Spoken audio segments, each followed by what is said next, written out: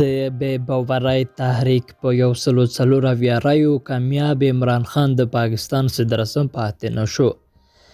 د پاکستان په قومي اسمبلی کې د وزیر اعظم عمران خان په ضد د بې باورۍ پر تحریک رایې واچول شوې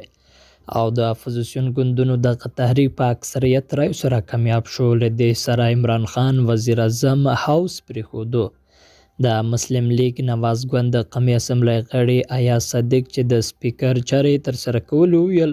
د بې باورۍ تحریک په حق کې د اسمبلی له 342 غړو څخه 140 رایې اچول شوې دي، خو خپله ایاز صدیق له قانون سره سم ځکه رایه نه واچوله چې د دې غونډې مشري کوله. د بې باورۍ تحریک له کامیابېدو سره عمران خان د پاکستان د صدراعظم په توګه نور پر خپله څوکۍ پاتې نشو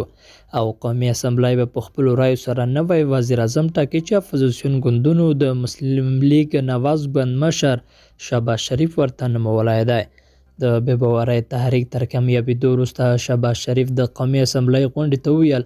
د پاکستان له ادارو سره په ګډه به ملک چلوي او وایي د چا په ضد به انتقامي ګامونه نه اخلي. عمران خان په دې اړه تر اوسه کومه تبصره نه ده کړې، خو پاکستاني رسنۍ وایي چې هغه له صدراعظم هاوس څخه د اسلام آباد په بني ګالا سیمه کې خپل کور ته ستون شوی دی.